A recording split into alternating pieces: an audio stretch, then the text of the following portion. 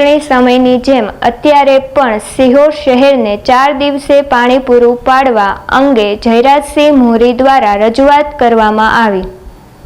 સિહોર નગરપાલિકાની ચૂંટણી પૂરી થઈ અને શહેરમાં ભાજપ શાસિત બોડી આવતાની સાથે જ શહેરમાં ફરીથી પાણીની સમસ્યાઓ શરૂ થઈ ગઈ છે। ચૂંટણી સમયે દર 4 દિવસે આવતું પાણી ફરીથી 8-9 દિવસે આવવા લાગ્યું છે।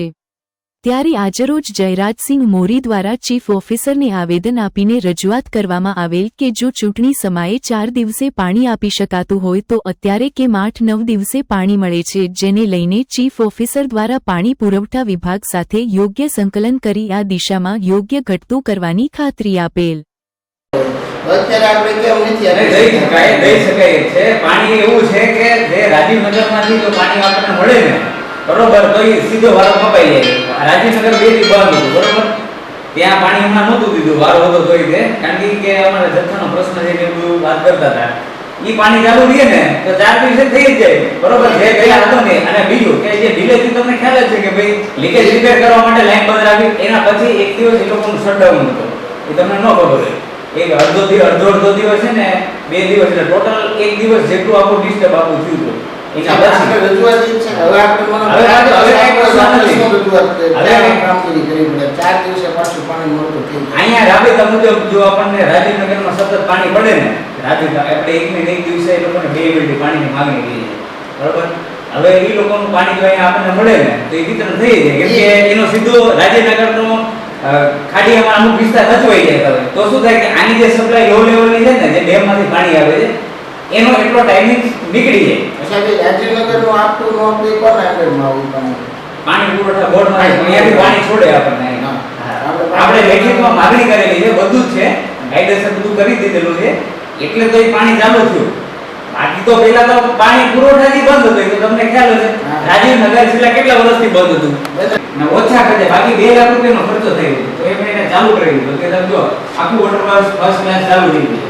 ત્યાં માણસનો પ્રશ્ન હતો બરોબર, એ પણ અમે રિઝોલ્વ કરી દીધો છે, ત્યાં માણસનું એરેન્જમેન્ટ કરી દીધું।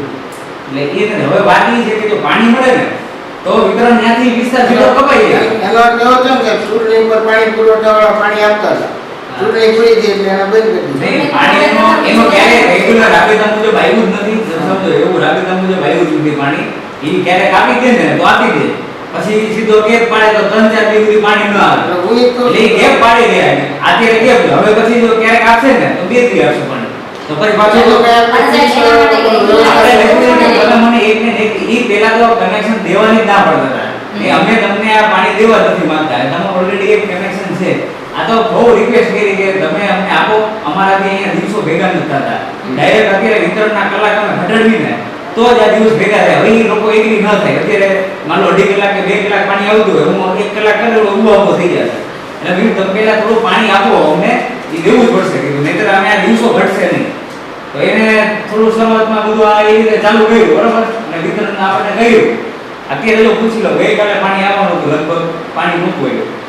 પાણી આવે ને જેને તો પ્રેશરમાં નથી આવતું, જેને આવે એના મારા ઘરે પોતે અમે આખી રાત મોટર ચાલુ કરે 2 ટાંકા મારા ભરાતા નથી। આખી રાત મારા ઘરના પોતે એના ઘરમાં આખી રાત પાણી એવું હતું સાહેબ, તોય અમારા ટાંકા નથી ભરાયા। એટલે પાણીનું મૂળ પ્રેશરનો બહુ પ્રોબ્લેમ છે। એમાં કેટલા દિવસ થયા છે બતાવોને? થોડું કઈ નગરપાલિકાને શું ધ્યાન આપે, કારણ કે હવે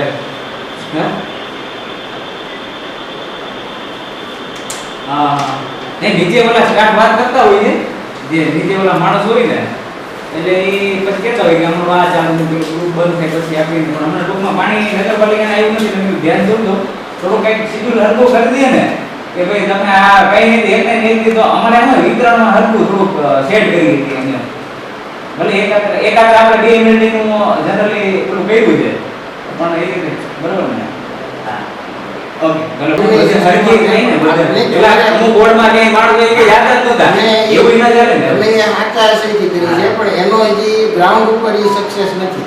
એટલે શું પ્રશ્ન? કચરો એમના રહેશે બરાબર છે, અમુકના 4-4, 5-5 દિવસે જાય અને ત્યાં જાય ને ઉપર છેલ્લી કરીને તમે કીધું બધા બજેટ સુપરવાઇઝર અને ઘણા એરિયાવાળા કે ને તો જવાબ બહુ ઓલા આપે છે બરાબર। એટલે કચરો તો મેં વખત આપણે આરે કહેતો હતો વજ્જો છે, ભેટો નથી, કેમ પેલા તો હંસદેવ કઈ એટલા મોટા પોઈન્ટ હજી ખબર છે નહીં તમે હજી છે. હું યાદ નીકળતો આખું હોય વિશ્વ હોય છે વિશ્વ હોય છે સાચી વાત છે પણ કે ના નથી પણ પેલાની જે પરિસ્થિતિ પેલા કેટલા ઢગલા હતા એ ખબર છે હું આયા મારી કોઈ પેલા ને ફોટા છે બરોબર પેલા હવે કાયમ માટેના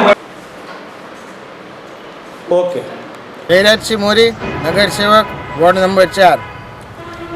તાજેતરમાં અમારા વિસ્તારમાંથી પાણી અનિયમિત મળતું હોવાની અને સાફ સફાઈની કેટલાક પ્રશ્નો ઉદ્ભવેલ હતા અને લોકોની અવારનવાર રજૂઆત આવેલ હતી અને જે અનુસંધાને આજરોજ ચીફ ઓફિસર સાહેબને રૂબરૂ મળી અને એમને લેખિતમાં આવેદનપત્ર આપેલ છે કે જો ચૂંટણીનો સમય હતો ત્યારે લોકોના મતની જરૂર હતી એટલે એ સમયગાળા દરમિયાન 4 દિવસે પાણી આપ્યું, લોકોને ભોળવીને એના મત લઈ લીધા, પરંતુ જેવી ચૂંટણી પતી એટલે ફરીથી પાણીની આ સમસ્યા ચાલુ થઈ ગઈ અને ખરેખર લોકો સાથે છેતરપિંડી થઈ હોય એવો એમને અહેસાસ થવા લાગ્યો અને આ અંગેની અવારનવાર રજૂઆત મળતા આજરોજ ચીફ ઓફિસર સાહેબને રૂબરૂ મળ્યા અને એમને રજૂઆત કરી તો ચીફ ઓફિસર સાહેબે કીધું કે જે રાજપરાથી પહેલાં પાણી આવતું હતું એ પાણી અત્યારે યોગ્ય સમયે આવતું નથી અને એના લીધે પાણીના જથ્થામાં વધઘટ રહેવા પામે છે અને એના જ લીધે પાણી પહોંચાડવામાં થોડી અનિયમિતતા રહી છે એટલે અમે સાહેબને પણ કીધું પાણી પુરવઠામાં વાત કરે યોગ્ય રીતે અને નિયમિત જેમ ચૂંટણીના સમયે પાણી મળતું હતું એવું જ પાણી લોકોને અત્યારે પણ મળે